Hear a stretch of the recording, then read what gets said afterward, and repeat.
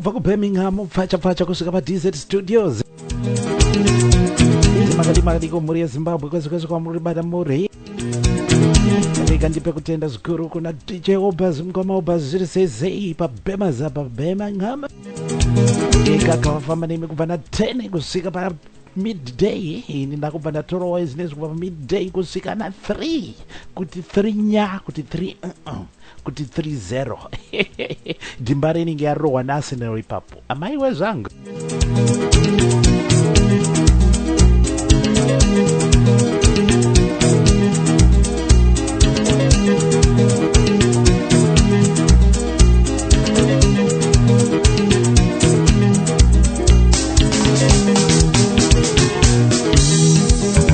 Sangana pachirongwa chomafaro huchi pasina nyuchi chamunounzirwa nemafaro chiri promotions DZ Studio South of England na mafaro wemafaro saka mafaro kuita kuguma bhegi renyuchi makadiko Zimbabwe.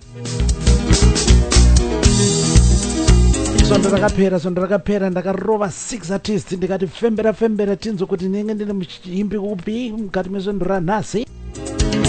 Ndakarova Chief Tatenda Pinjisi, ndikarova mukoma Obet Gatsi, ndikarova Freddy Kapfupi Wanjarima, ndikarova mukoma Charles Zibowa, ndikarova mukoma Mark Ngwazi, ndikarova Pachera. Ndawaz after ndataura nemuimba ngari pa South Africa anonzi Justin Chimedu Zia Duma. Ndikati fembera asina mhanza ngaenda anogerwa. Kune vakakanda kana maWhatsApp hana ndichisekerera zvangu vanhu munogona kufembera asi yei angari gori dondo rega munozva kana uchirova target kana unoda kubva nyatsoiti go kurova target. Vazhinji makapotsa haina munogerwa futi musoro.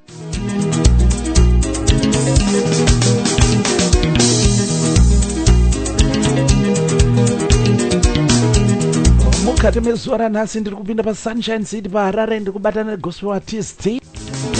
Vazhinji munomuziva kana kuti vamwe hamusati mamuziva. Kaka ndosati neita pahuchi pasina nyuchi kukwinzirai vaimba veZimbabwe maupcoming vachangoburwa tsvavazva nekukunzirai manzi icho dziri kupisa semoto.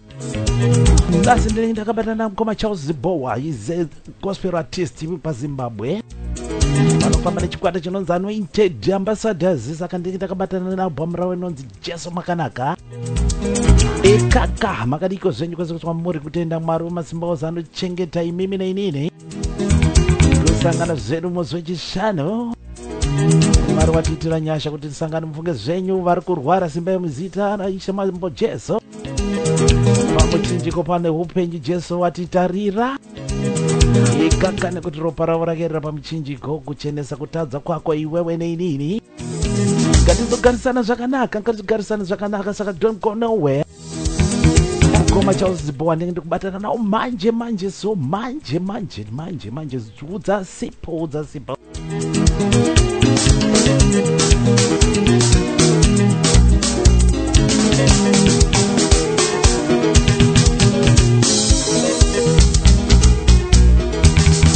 Kana ndikadai zvashamisa. Tikatione tufambe nebhora racho.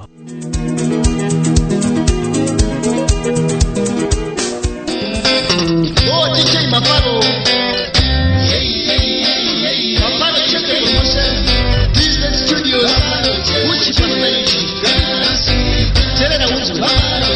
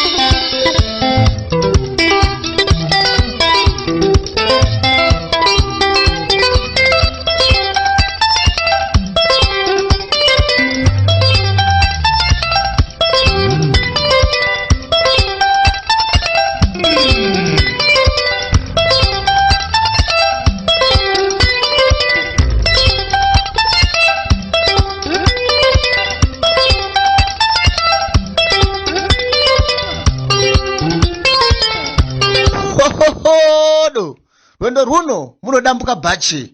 Muri pauchi pasina nyuchi na mafaro emafaro. Saka mafaro uchi pasina nyuchi. Ukasara waruza. Nyuchi dzine uchi dzinoruma. Bvunza vakambombora vanoziva. Mafaro inhava yebenzi mune zvese imomo.